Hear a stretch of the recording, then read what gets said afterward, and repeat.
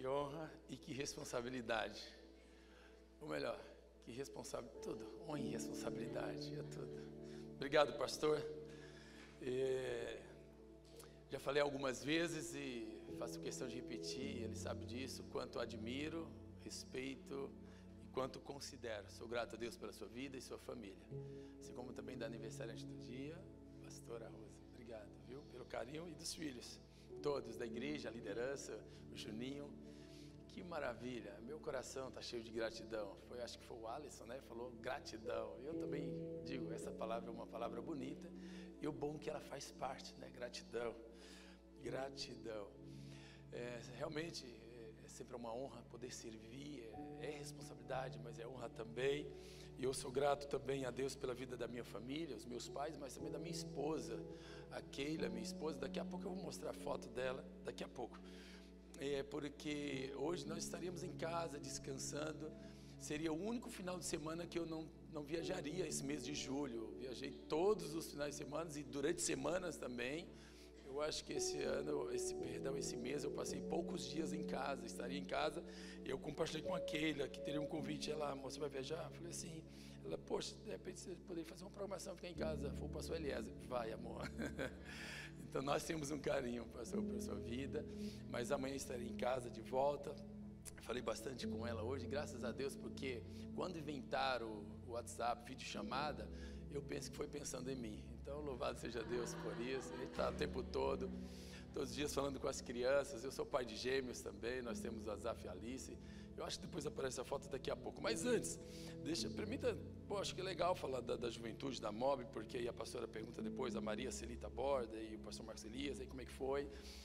E uma das coisas que os pastores falam, o pastor Marcos Elias, a Secretaria de Missões, o pastor Paulo Giovanni da UMB, sempre fala, leve um abraço por onde passar. Então eu trago um CIB abraço a todos, uma CIB saudação. E também, quanto à MOB, a Mocidade Batista Independente, ela é tão antiga de quando galera era chamado de mocidade, né? O cara fala assim, a galera, da época que a galera era chamada de mocidade, era mocidade, a juventude era chamada de mocidade, moços e moças. E eu tenho um orgulho, tenho uma alegria por saber o que é capaz de fazer uma juventude, o que é capaz de proporcionar uma juventude. Poucos sabem, mas eu falei isso, quem gosta de futsal deve honrar muito a juventude, porque a primeira quadra de futsal foi construída no Brasil por um grupo de jovens cristãos, era um grupo chamado Associação de Moços. Eles construíram a primeira quadra de futsal. Quem gosta de futebol, agradeça os irmãos da igreja, porque foi um cara chamado Ebenezer que estruturou as leis do futebol, as regras do futebol, e que a gente assiste até hoje e joga para quem gosta de futebol. Então a juventude tem um potencial incrível, então é por isso que eu acredito na rapaziada. Não porque o Gonzaguinha cantou, eu acredito na rapaziada, porque muito antes alguém disse, rapaziada, eu vos escrevi porque sois fortes, e a palavra de Deus habita em vós. Isso é maravilhoso, né? É muito importante isso. E a gente vê na Bíblia o protagonismo da juventude, desde Davi, o próprio Timóteo, tantos outros, o Josias. São vários jovens que desde a sua juventude se colocaram à disposição para a transformação de pessoas, para a edificação do povo, do corpo de Cristo, né? Então é maravilhoso isso. A MOB de tantas atividades, eu gosto de destacar a questão do acompanhamento de liderança. Jovens sempre, a proposta da MOB sempre foi preparar uma nova geração, sempre apoiar, dar suporte, ajudar, auxiliar líderes de jovens. E a gente tem feito isso presencialmente, mas também virtual, principalmente agora nesse tempo de pós-pandemia, pandemia também, é que a gente faz uma programação que é a mentoria de liderança de jovens. A gente tem se encontrado, temos os encontros com lideranças durante a semana, lideranças locais, estaduais, mas também temos uma mentoria mensal com líderes de jovens de todo o Brasil, toda a primeira sexta do mês, e tem sido especial. A gente fica ali das 8 até 11 horas da noite conversando, batendo papo. A gente fala que é 1h30, mas o pessoal não deixa e vai conversando, e tem sido edificante, tem sido muito gostoso. Ver e ver. Hoje nós tivemos um congresso, fazia tempo que não tínhamos congresso de jovens na Paraíba. Hoje nós tivemos mais de 200 jovens lá na Paraíba reunidos em um congresso de jovens, já compartilhando as fotos.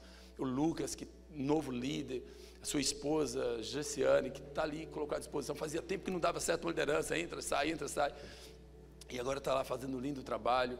Recentemente na Bahia, outro congresso de jovens, com mais de 200 jovens também, e todo o Brasil. Então, o que o pastor Eliezer falou faz sentido. Eu me lembro que quando nós assumimos a MOB, havia realmente desse espaço, dessa lacuna, e pelo menos poucas juventudes, acho que umas 2 ou 3, organizava congresso de jovens no Brasil. Hoje nós temos das 21 regionais que eu considero, colocando o Acre e ainda Altamira, que não é ainda 100%, né?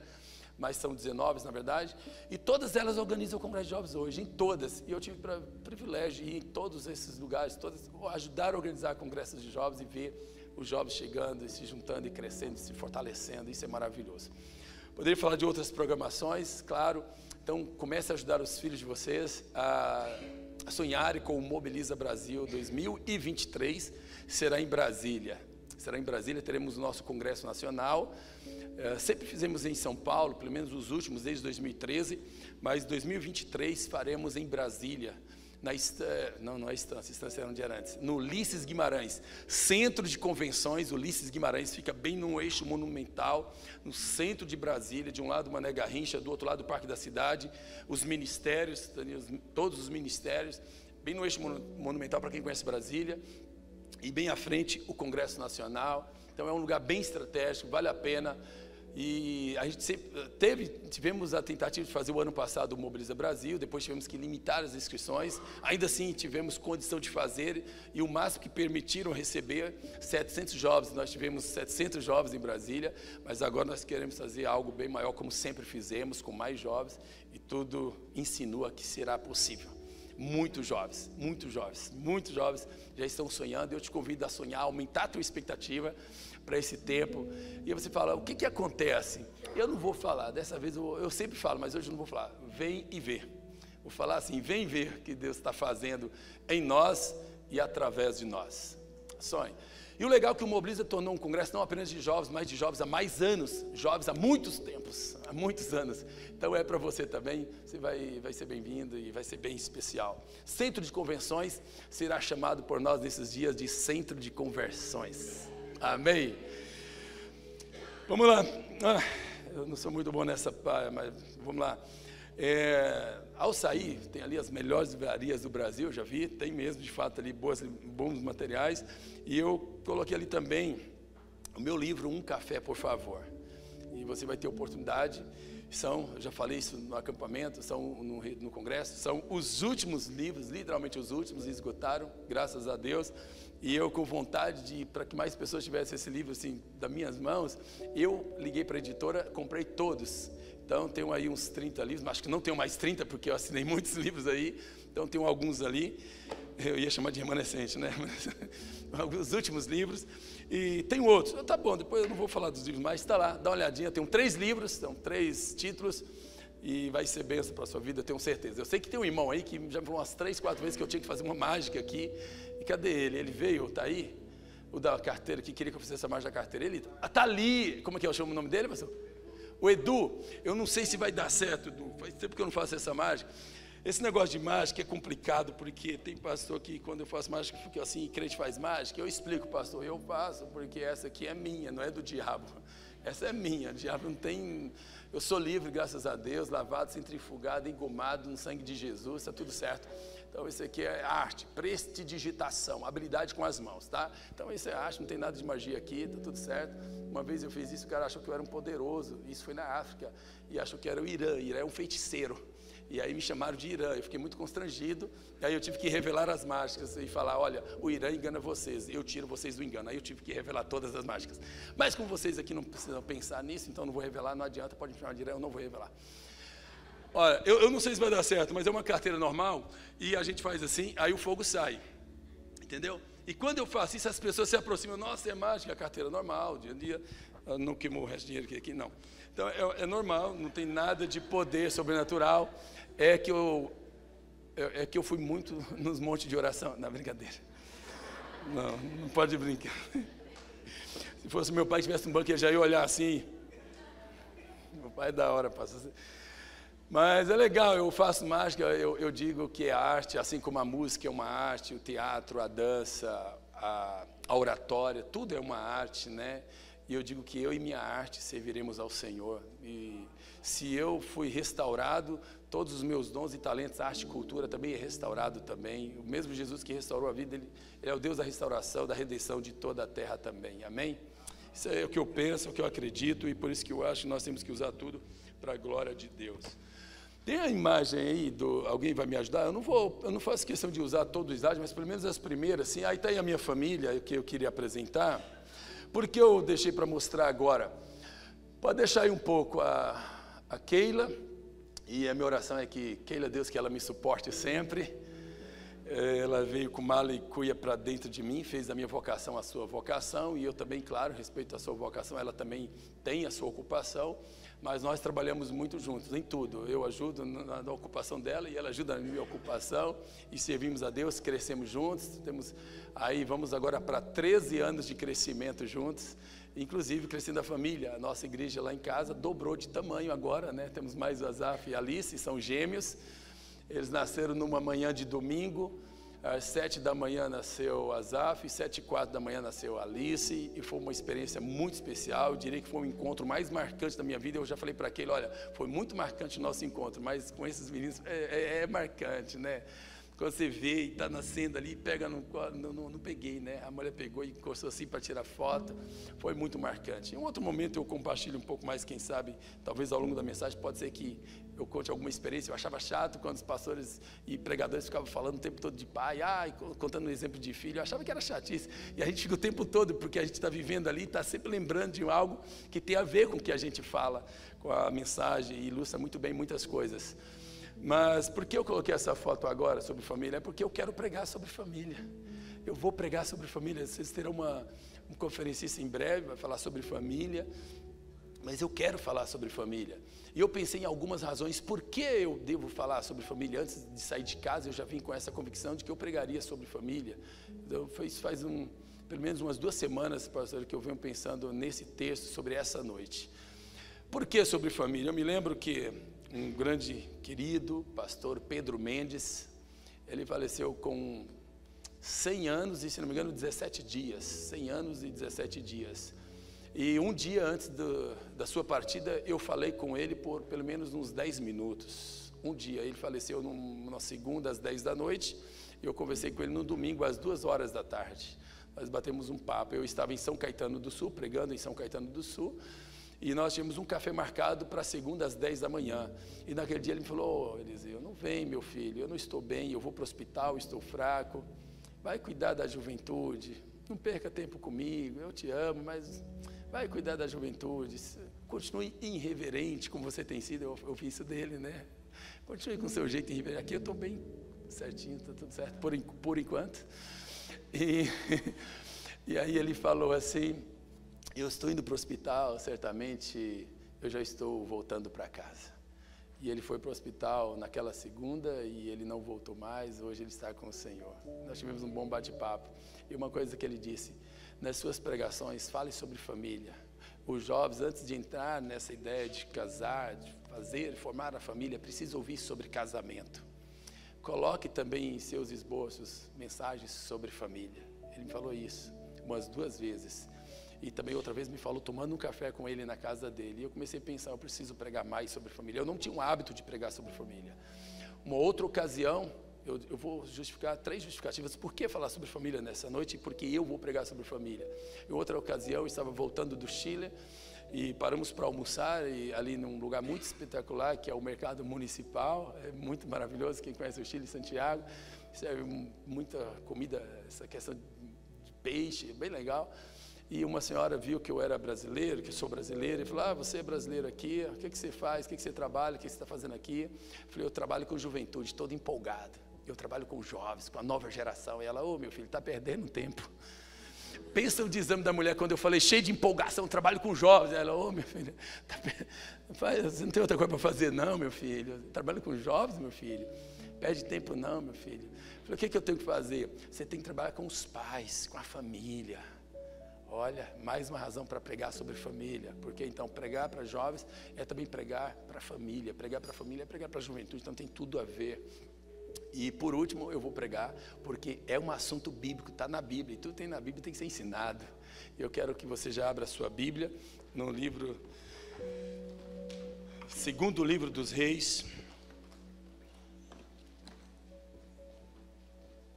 Impressionante como esse tempinho meu já passou tanto tempo. Mas vamos lá, vai dar tudo certo.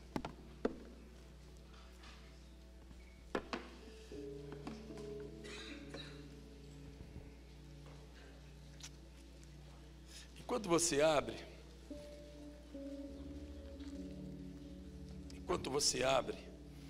deixa eu falar um pouquinho sobre algo que fala forte ao meu coração. Depois eu vou pedir para os irmãos colocar de pé. Muito obrigado, já eu vou pedir, e acho que é legal, a gente pode fazer isso. Mas eu penso e defendo, creio que família é ideia de Deus, e ideia de Deus dá certo. Eu disse que família é ideia de Deus, e ideia de Deus dá certo. E se é ideia de Deus, a palavra de Deus, a Bíblia Sagrada, nos oferece algumas lições. Por isso eu poderia ler, são 66 livros na Bíblia, nossa Bíblia, a Bíblia cristã, evangélica, protestante, são 66 livros. São vários textos que falam sobre família, mas me atraiu muito esse episódio, essa história de Eliseu e a sunamita, no segundo livro dos Reis, capítulo 4, versículo 8 ao 37. Eu não vou ler o livro todo, esse texto todo, mas eu gostaria de chamar a sua atenção, pelo menos para dois versículos. Mas antes disso, deixa eu contar a história. Eu não vou ler o texto, mas eu queria contar a história. Essa história tem um protagonista. Toda história tem um personagem, o protagonista, o principal, o filme. Sempre tem. E aqui, Eliseu é o profeta de Deus, é o protagonista, é aquele que chama a atenção de um casal, de uma família. Estava sempre passando por ali. Aí um dia uma mulher, e Eliseu de vez em quando estava naquela casa, tomando um café, comendo com eles. E a vida do Eliseu, do profeta, que coincidente é o meu nome, coincidentemente é o mesmo nome meu, xará meu, e o comportamento, a sua vida e história chama a atenção daquele casal e principalmente daquela mulher. E a mulher diz, esse homem é um homem de Deus.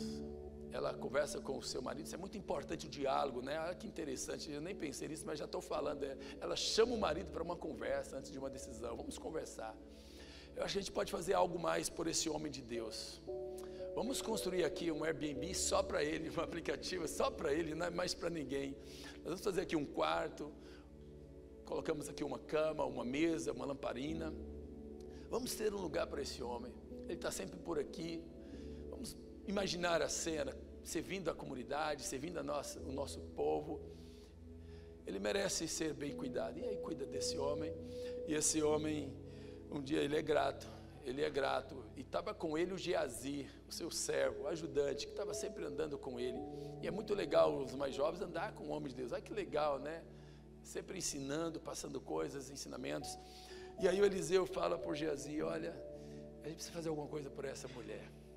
Vamos fazer alguma coisa por ela. O que a gente vai fazer por ela? Aí o Geazi, inteligente, informado. É muito importante os jovens também serem informados. Olha que legal. Ela não tem filho. De repente, pode ser uma boa ideia. Você pode ministrar, orar e ela vai ter um filho. De repente é um grande presente, é uma maneira de abençoar a vida dela então. E ela, ok, chame essa mulher. Aí o Geazi chama, a mulher vem. E aí o Eliseu fala assim, olha, daqui a algum tempo, há um ano o texto fala, daqui a um ano, mais ou menos um ano, você vai estar balançando um filho no colo. Aí a mulher fala assim, poxa, em outras palavras, permita-me conjecturar aqui e parafrasear. Ela fala mais ou menos assim, não ressuscita uma dor que já foi curada, eu já superei isso. Não brinque comigo, isso não vai acontecer mais. Ela acha que o profeta está desdenhando dela, só que o profeta insiste, dentro de mais ou menos um ano você vai estar com uma criança no colo, você será mãe. E isso acontece, passa o ano e ela está com a criança no colo. Porém a criança cresce e um dia a criança vai ao encontro do pai que estava trabalhando no campo e essa criança, provavelmente por efeito do sol, a Bíblia não detalha, mas fala que ele estava num sol quente e ele dá um grito de ai minha cabeça, e ele morre. Na verdade ele não morre na hora, o pai fala com os seus empregados e os servos, peguem ele, leve até a mãe, e a mãe ficou com ele no colo durante um bom tempo, talvez ali perto do meio-dia, aí sim ele morre. E aí vem uma outra dor, a dor de agora, primeiro a dor de não ter filho, depois vem a alegria de ter filho, e agora a dor. Ela fala, poxa, seria melhor não ter tido essa experiência. Se era para viver isso, para quê? E é exatamente isso que ela vai falar para o Eliseu. Ela conversa com seus empregados, seus servos, fala com seu marido, e ela fala, eu estou me preparando, eu vou até o homem de Deus, eu vou atrás dele, eu preciso acertar, eu preciso ver esse homem agora. Isso não pode ficar assim. Aí fala, olha, você me deu um filho, aconteceu isso no sentido profético, né? Orou pela minha vida, eu tive um filho, você é o culpado por isso, e agora eu preciso que você me dê, faça alguma coisa, é um grito de socorro. E aí, só para diminuir e terminar essa história, porque ela é bem conhecida, o profeta vem, primeiro ela disse, eu não volto, não saio daqui enquanto você não for comigo até o meu filho. Ela deixa o filho morto em casa, aí vem o profeta, aí tem uma cena estranha, mas é isso mesmo que acontece, ele deita sobre o filho, e o filho da mulher, e depois de 7 vezes ele vai respirar ali, e volta a viver. Essa é a história que nós poderíamos ler. Mas o que me chama a atenção, eu vou conversar com vocês sobre 2 palavras.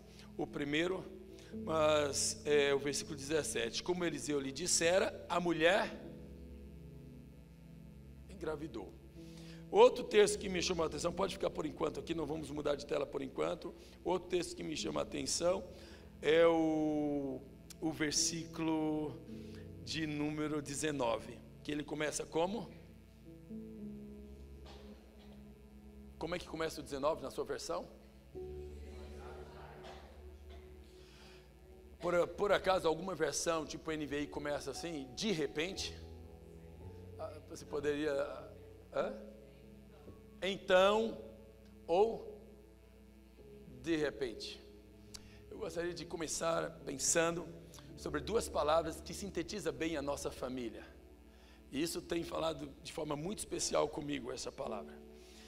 Bom, eu disse que família é a ideia de Deus a ideia de Deus dá certo. E por que a ideia de Deus? Eu digo que a ideia de Deus também para alcançar gerações, para salvar gerações, para vocacionar gerações.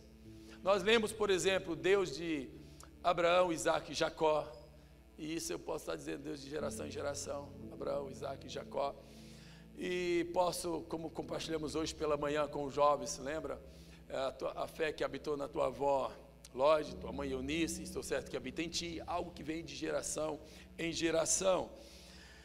Interessante porque nesse texto, no livro dos Reis, que eu percebo o Deus que se manifesta na família, que intervém, um Deus que participa na situação nossa de cada dia em família, um Deus que habita as famílias, um Deus que se importa com as famílias.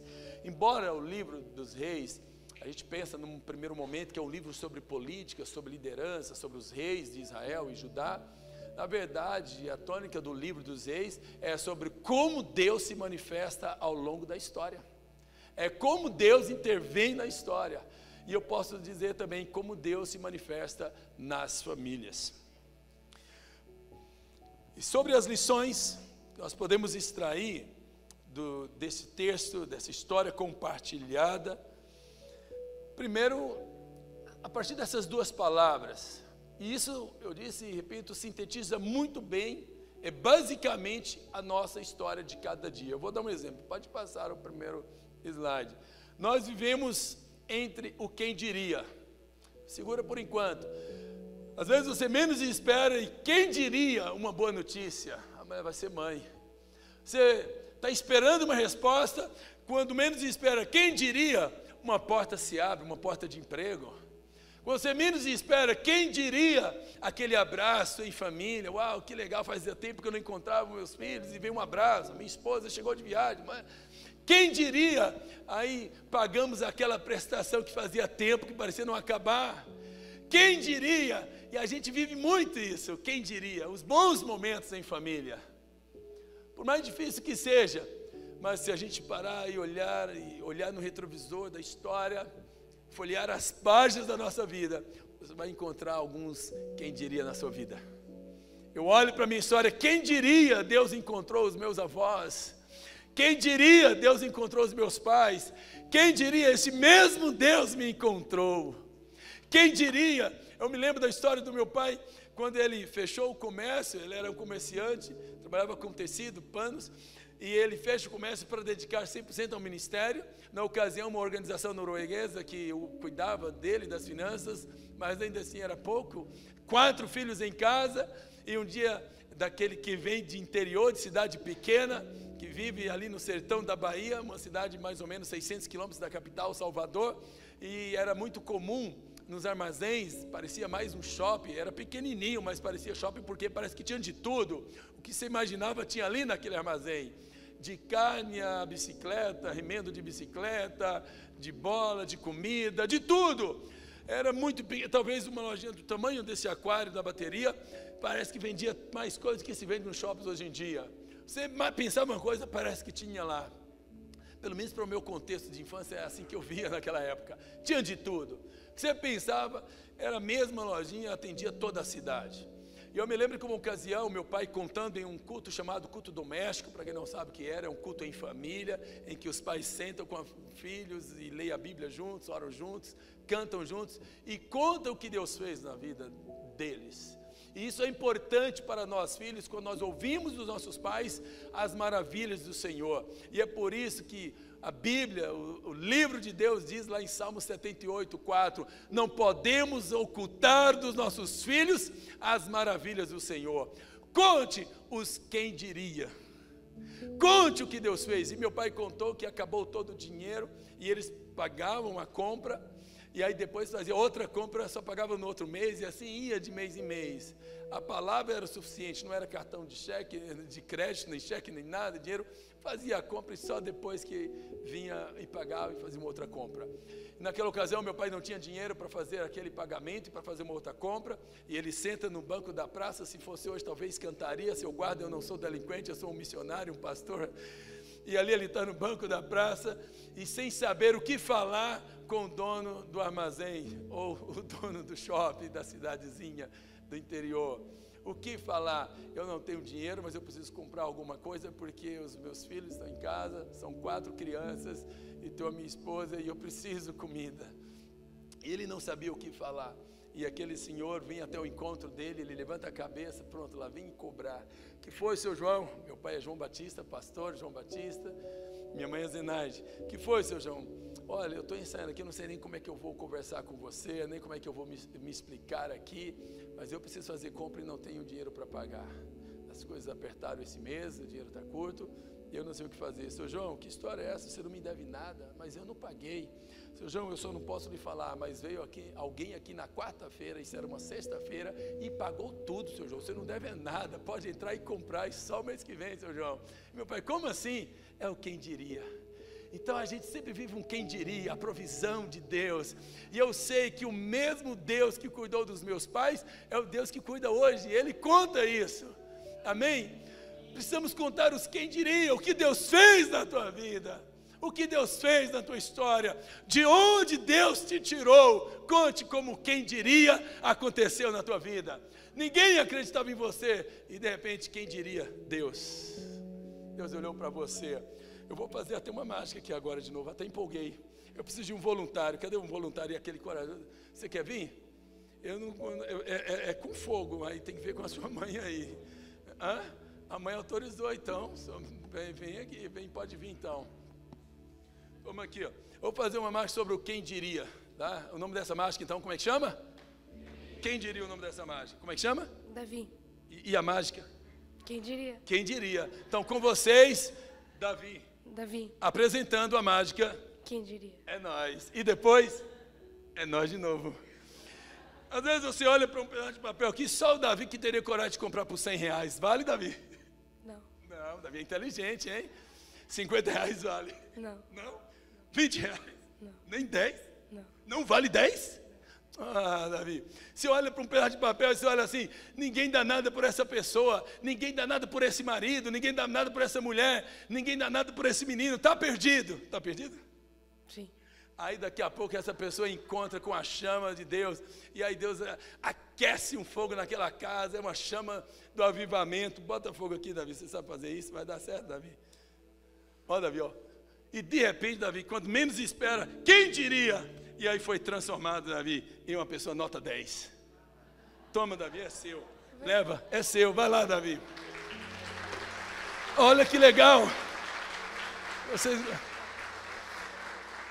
Você olha para o seu filho, não tem jeito, e de repente Deus, quem diria? Não vale nada, e de repente, quem diria? Quem diria? Eu convido você a acreditar que o quem diria pode acontecer na sua vida. Nós temos um Deus que Ele sabe fazer o quem diria acontecer. E quando eu olho para a minha vida, passou me lembrando quando eu era seminarista, solteiro, falei, quem vai casar comigo? E hoje eu olho, quem diria que foi a Keila. Então eu quero animar vocês. Se vocês forem tipo como eu, fraco de aparência, seja forte de oração. Aquele orou menos, mas eu orei mais. Então, ore mais e você vai viver um quem diria na sua vida, porque é a ideia de Deus. Amém. Quem diria? Eu te convido a acreditar que o quem diria pode acontecer. O quem diria é possível. Mas eu também li que o de repente acontece. O de repente também acontece. Está tudo bem. De repente, uma ligação. Está tudo bem. Estava tudo perfeitamente bem lá em casa um dia. Eu, a minha esposa, vivendo um momento maravilhoso. A gente sairia de viagem nos dias seguintes, de férias, tudo pronto, tudo pago, iríamos de férias. E de repente eu chego em casa, entro à noite em casa, a minha esposa desesperada, em choro e lágrimas, e ela durante uns 10 minutos não conseguia falar. O que foi a Thalita? O que foi a Thalita? O que aconteceu com a Thalita? Aí ela conseguiu falar, ela está com câncer. De repente um câncer. De repente um câncer. De repente uma notícia, parece que vem para acabar, parece que é um decreto de morte. Não sei se é assim que você entende quando vê um resultado maluco desse. De repente um câncer, de repente uma situação, de repente uma fatalidade, de repente um momento difícil, de repente uma tristeza, de repente uma lágrima. A gente vive o que diria, mas faz parte também da família o de repente. Eu queria ser muito mais legal nessa noite e ocultar o de repente, ir embora e ficar só no quem diria. Mas eu preciso ser honesto, que a família também vive o de repente. De repente uma crise no casal, de repente uma separação, de repente um filho que abandona tudo, de repente um pai violento, de repente isso, não se esperava, de repente. De repente uma porta que se fecha, de repente uma enfermidade. Bom, eu não vou demorar muito no de repente, porque a gente sabe o que é viver um de repente em tempos de pandemia, e todos nós sabemos muito bem o de repente.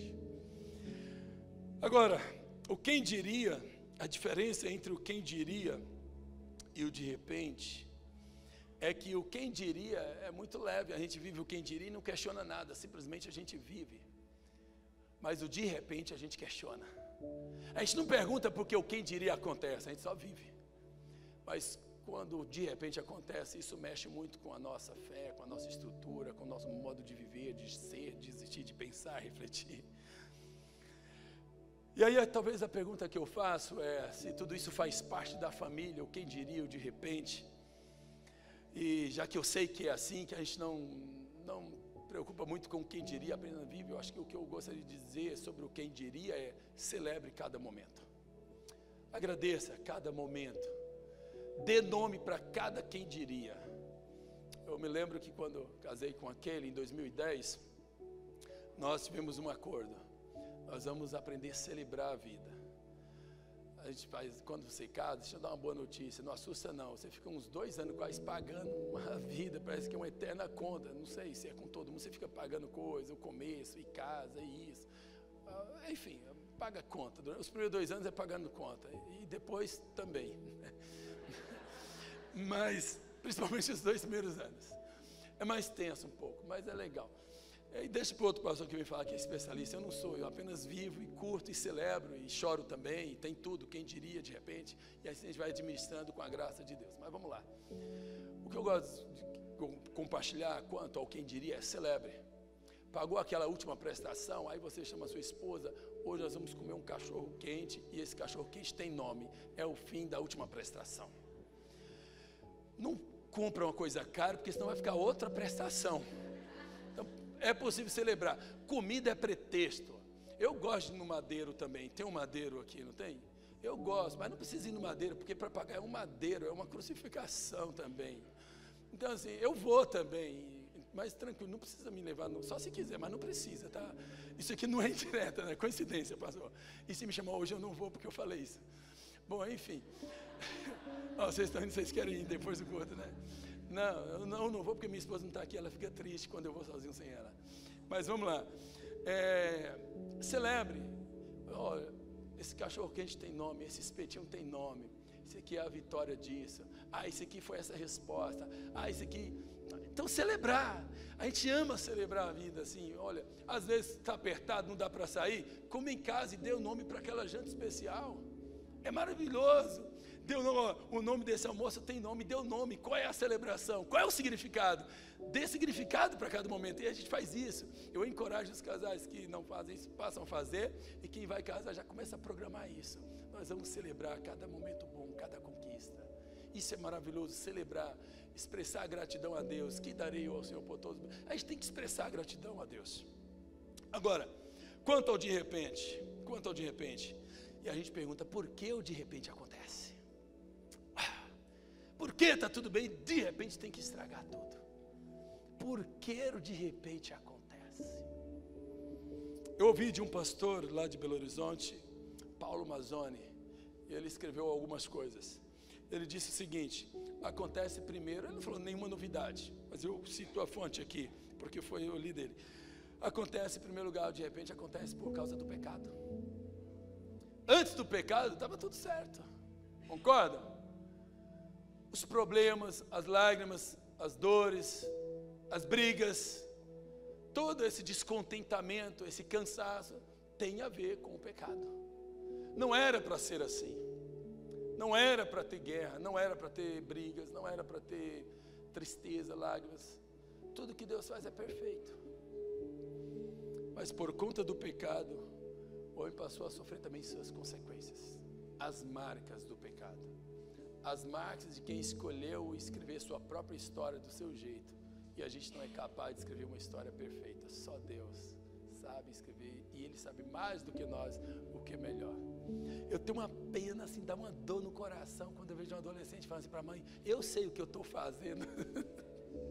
Não sabe, meu. Você não sabe, velho. A hora que você falar assim para sua mãe, você vai lembrar de mim, você vai dar risada. Fala assim: eu sei o que eu estou fazendo, mas não sabe. Eu já falei isso, depois eu olho para trás e falei: nossa, que burro que eu era, meu. Desculpa falar com os adolescentes assim. Não sabe. Então acalma o coração, senta, fala: tá bom, mãe, tenha paciência comigo. Tem outra fala, mas essa não. A gente não sabe. Adulto, às vezes, não sabe o que está fazendo. Às vezes, não é, pastor? Às vezes faz coisa errada. Mas enfim, então, o problema é por conta do pecado. Depois do pecado, a gente passou a perder essa sensibilidade. A gente está perdido, a gente está cego. O Deus desse século cegou o entendimento das pessoas. E por que o de repente acontece? Também porque aí passou a fazer parte da vida. O que diz lá João 16:33? No mundo tereis de repente. No mundo tereis aflições de repente. No mundo tereis aflições. No mundo tereis de repente. Por que mais? Aí agora algumas coisas é difícil você resolver um problema assim de uma vez só. Tem que separar cada problema. Mas alguns de repente também acontece por falta de vigilância, falta de atenção, falta de prudência. Não pensou, vacilou. Falta de atenção. Isso leva a gente a esbarrar em um de repente. Poxa, por que eu não vigiei? Por que eu não cuidei? Por que eu não fiz isso? E também eu estou dizendo e compartilho aqui nessa noite o porquê o de repente acontece também por causa das escolhas erradas. Às vezes as pessoas nos orientam, todo mundo vê que vai dar errado e a gente insiste: não, eu vou. E a gente escolhe errar.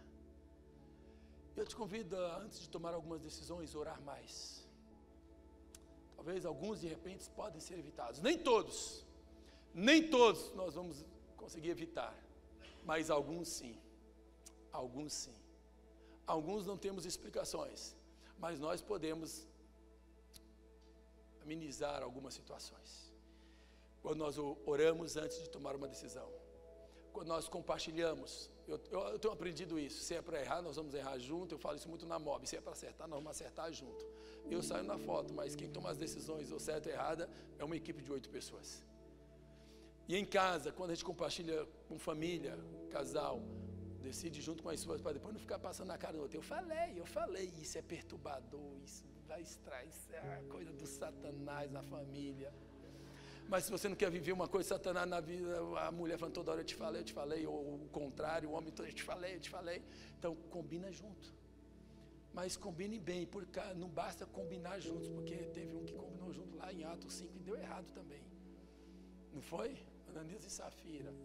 Mas combina com a direção de Deus. Qual é a vontade de Deus? E tem um livro maravilhoso, Em Seus Passos, que faria Jesus. É importante, que faria Jesus nessa situação? Eu li esse livro com 14 anos de idade, e eu lembro dele até hoje, parece que eu li ontem esse livro. Que faria Jesus no meu lugar? Que faria Jesus nessa bifurcação, nessa encruzilhada? E aí vem o Salmo 143, 8. Faz-me saber pela manhã o caminho que eu devo seguir.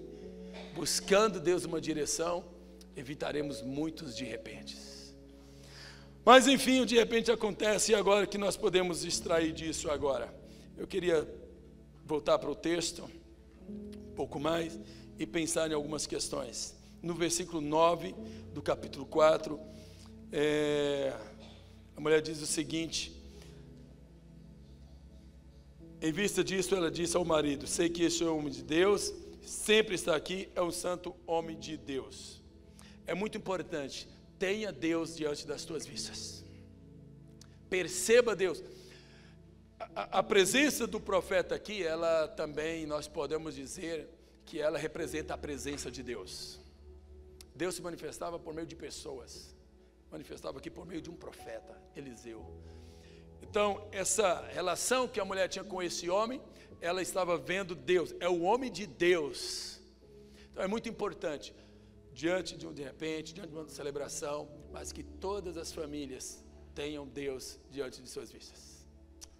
Olhe para cima. Se você viu um filme convidando não olhe para cima, eu, porém, abro a Bíblia e digo, olhe para cima.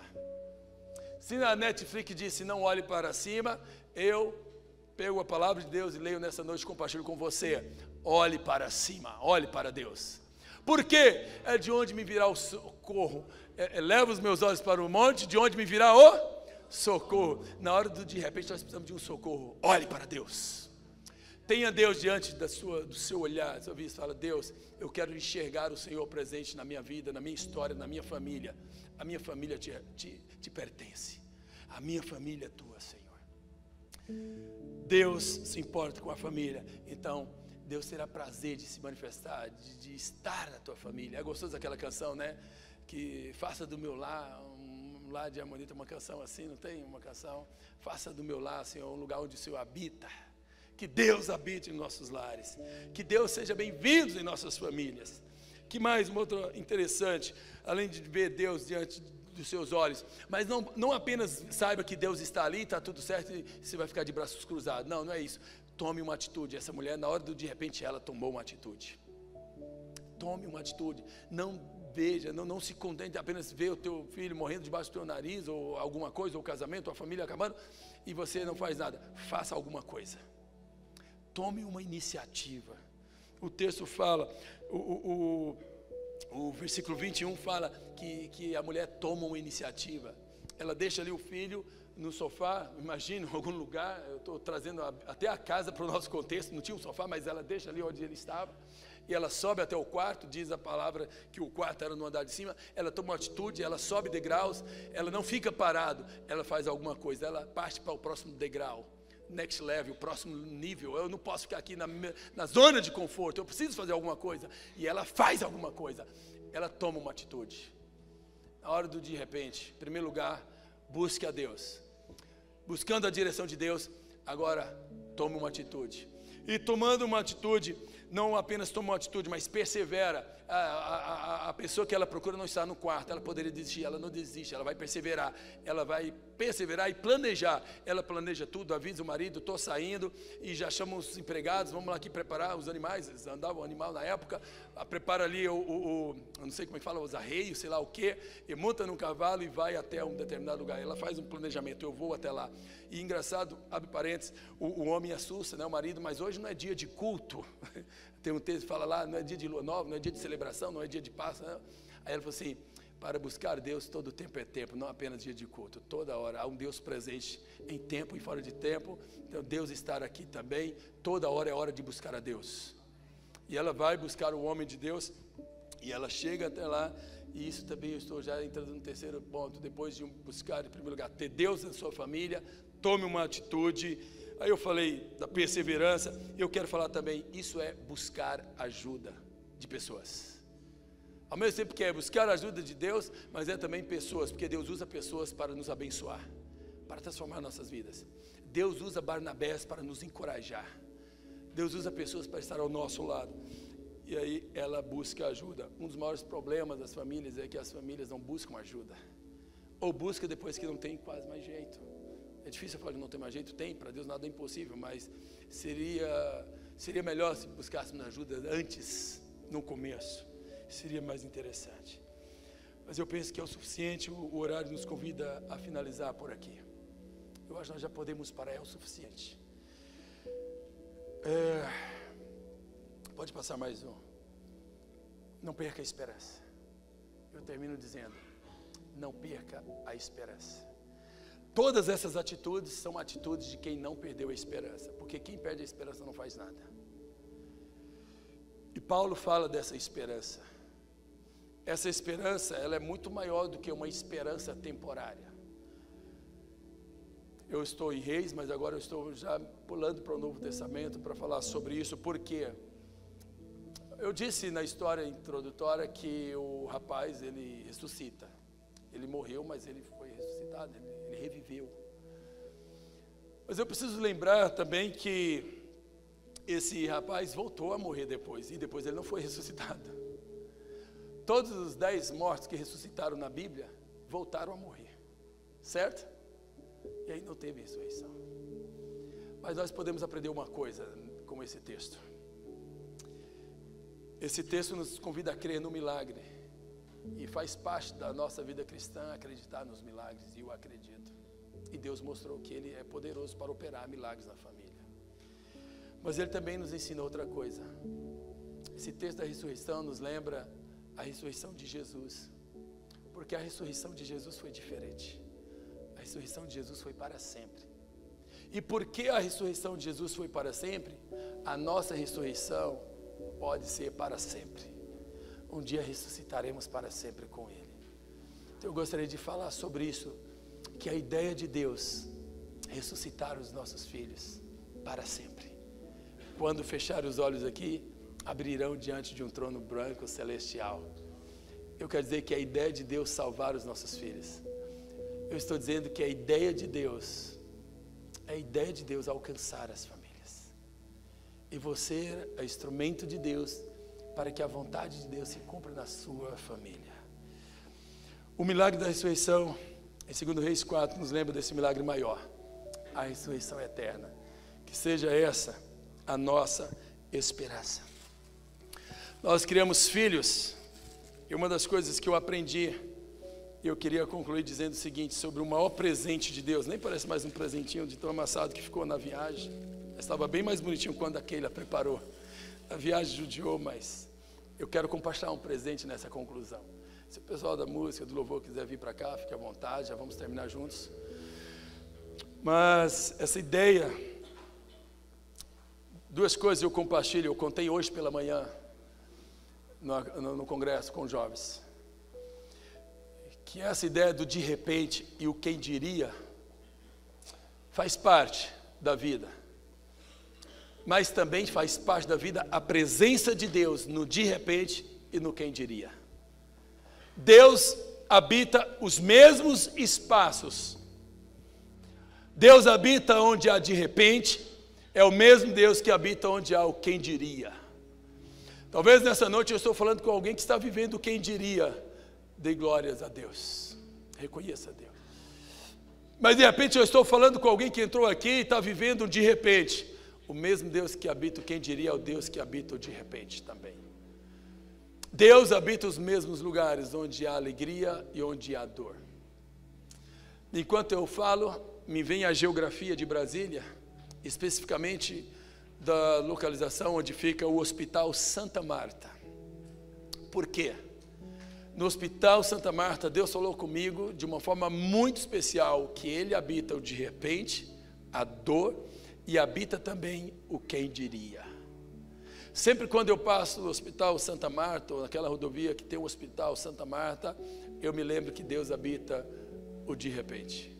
Foi ali que nós nos despedimos da Thalita, 39 anos.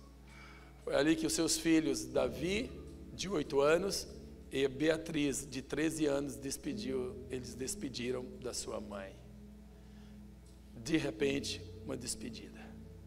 Foi ali que a Thalita pediu: eu não estou preocupado onde meus filhos vão morar, o que vão comer, eu não estou preocupado onde vão estudar, o que o meu marido vai querer conquistar para eles. Mas Eliseu, eu estou preocupado onde eles vão viver a eternidade. Cuide dos meus filhos. Isso eu peço para você. Eu estou preocupado com a eternidade. E foi essa a nossa despedida. Cuide da vida espiritual dos meus filhos. Meu marido vai precisar da sua ajuda. E você que lida a juventude do Brasil, cuida da juventude, coloque na sua lista os meus filhos. E sempre quando eu passo no Hospital Santa Marta, eu me lembro que foi ali que a gente também viveu quem diria. Foi ali que Deus nos deu os nossos filhos, foi ali que eles nasceram.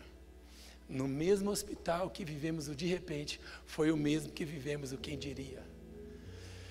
Segundo os médicos, aquele só tinha 50% de chance de engravidar. E nós somos pai de gêmeos. E foi ali que vivemos o quem diria. Quem diria. E Deus habita os mesmos espaços. E eu te convido a pensar nisso, que há um Deus que habita a nossa vida. E eu te convido a pensar também que a vida é muito mais. Tem um pastor americano que é o Francis Chan, alguns falam Francis Chan, é um pregador americano jovem. Ele faz isso, só que eu melhorei, porque ele não coloca no presente, então eu melhorei, fui mais criativo que ele. E ele faz essa dinâmica, e eu queria concluir com essa dinâmica. É o maior presente que Deus nos dá. O maior presente que Deus nos dá é muito mais do que a vida que nós consideramos ser o percurso entre maternidade e cemitério. E aí, com a ajuda do Gabriel, a vida é muito mais do que positivo e negativo. É muito mais do que isso, né? Só ele que vai entender o que eu estou falando aqui. É coisa de química, eu também não entendo. Eu finjo que eu entendo de química, não sei de nada. Mas a vida é muito mais. Tem coisas que o homem natural não entende. Somente homens espirituais. A vida é muito mais do que o percurso entre maternidade e cemitério. E o Deus do de repente, quem diria, nos convida a pensar e despertar em nós essa esperança, a fé, que a vida é muito mais do que essa jornada de aflições. Momentos de felicidade, momentos de tristeza, momentos de alegria, momentos de lágrimas, momentos de dor, momentos de despedida, momentos disso e daquilo. Isso faz parte da vida. O quem diria acontece. Alguém pode viver um milagre. Eu já vi milagres acontecendo também. Eu já vi milagres acontecendo. Mas a vida é muito mais do que isso, porque todos esses milagres também têm prazo de vencimento. Chega uma hora que a enfermidade volta, depois de outra forma, e vem também. É por enquanto. Mas o que Deus nos oferece é muito além do que esse espaço. Deus nos convida para algo maior, para um presente chamado eternidade. E eu te convido a pensar nisso. Há um presente de Deus. É legal ver essa sacola balançando assim, e a gente vendo que a gente pode viver cada dia, e tudo bagunçado. Era para estar melhorzinho aqui, né? Falar assim, um pedestal. Vou fazer assim, quem sabe dá mais certo. O homem é desajeitado para abrir presente, né? O homem não abre presente bem. Mas a vida é muito mais. A vida é muito mais. A vida é muito mais. Se coloca de pé. A vida é muito mais do que isso. Há muito mais de Deus para você. Não desista diante de um de repente. O quem diria será o último que nós vamos viver. A vida não acaba no de repente. A vida acabará no quem diria. Quem diria, nossos olhos se abrirão para sempre. E lá veremos nosso Deus. E lá veremos Jesus como Ele é. A vida não acaba no de repente. A vida acabará no quem diria. E um dia, quem diria, estaremos todos juntos. Aumente a sua expectativa. Vamos cantar uma canção e depois eu oro com vocês. Me perdoe, já mais do que pulei no tempo aqui. Uma canção rapidinho, já oro com vocês.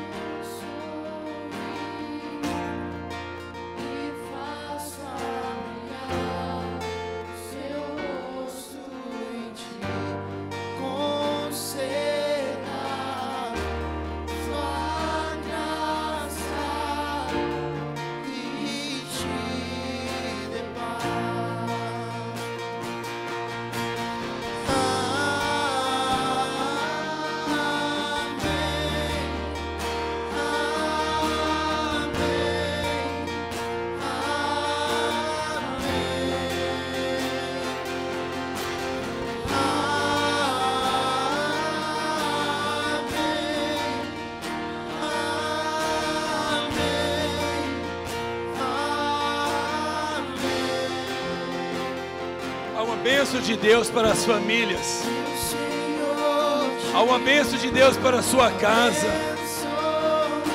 E que o Senhor abençoe os seus filhos, abençoe o seu casamento. Que o Senhor abençoe a tua história.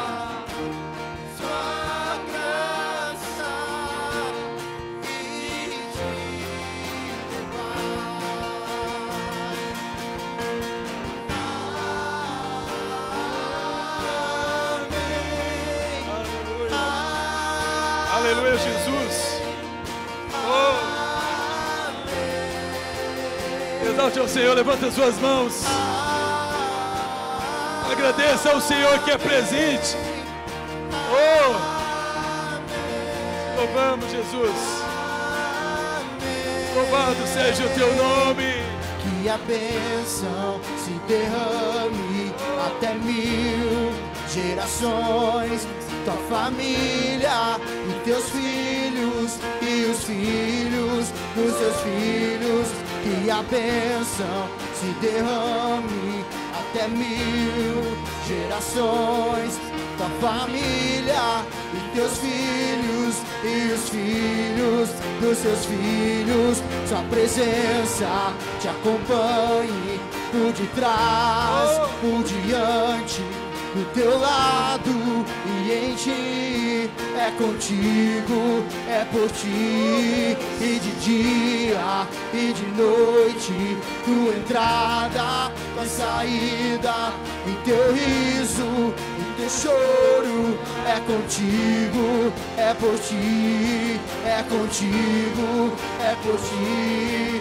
É contigo, é por ti. É contigo, é por ti.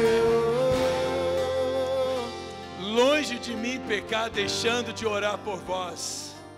Quero orar com você. Mas eu também quero orar com alguém que de repente nessa noite ouviu a voz de Deus e sente o convite daquele que bate a porta do seu coração e deseja entrar na tua casa, na tua família. Quero orar com você que deseja também entregar a sua vida para Jesus nessa noite. Se você entrou aqui e percebe que tem vivido distante de Deus, eu te convido, por que não deixar o seu lugar e vir aqui à frente para a gente te abraçar e orar com você. Se você deseja tomar uma atitude, eu falei sobre atitude. Tomar a atitude de entregar a tua vida para Jesus. Você ouviu? É a mais importante decisão que alguém pode tomar. É a atitude de entregar a vida para Jesus.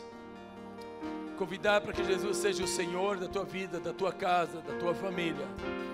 Se por acaso nessa noite alguém deseja tomar essa decisão, sente que Deus está convidando, por que não? Por que não? Eu te convido, seja valente o suficiente. Peça para que alguém venha contigo. Se de repente você se sente um tanto constrangido, peça a alguém que está do teu lado, você pode me acompanhar, eu preciso tomar essa decisão. Eu não posso deixar para amanhã. De repente você veio com alguém e de repente você quer perguntar, você quer ajuda? Eu estou aqui, eu posso ir lá com você. De repente você só precisa de alguém que encoraje você a tomar essa decisão nessa noite. Só precisa de alguém que venha contigo. Aproveita essa noite, a noite de decisão. É a noite que a tua história pode ser transformada.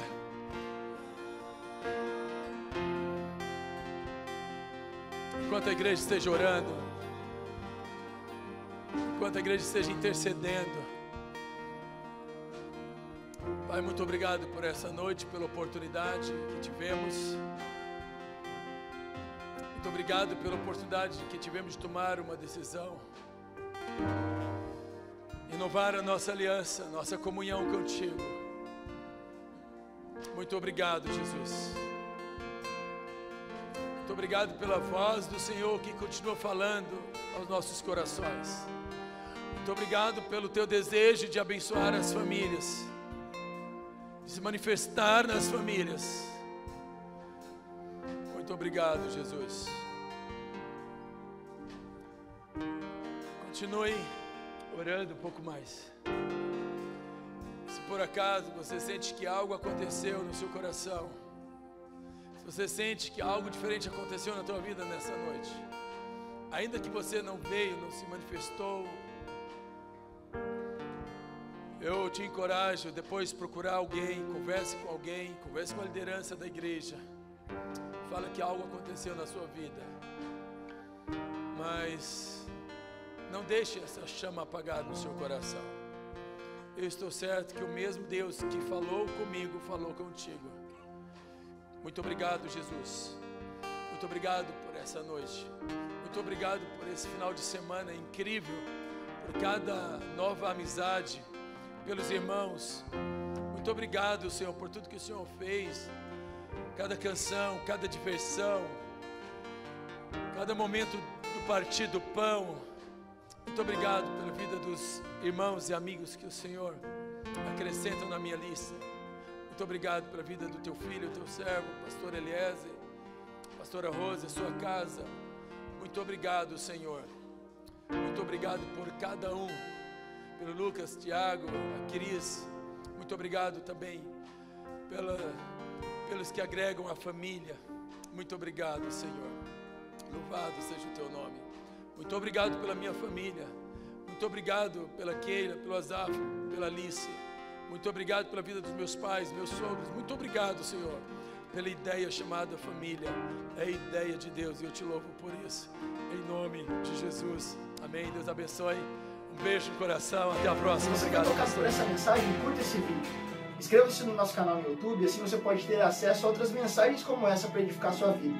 E se você deseja fazer parte da nossa igreja e ter acesso a todas as nossas novidades, baixe o nosso aplicativo no seu celular gratuitamente. É só você ir no Play Store e digitar aí IBI Cascavel. Lá você baixa o nosso aplicativo e faz parte dessa família. Que Deus te abençoe e tenha uma ótima semana. Grande abraço.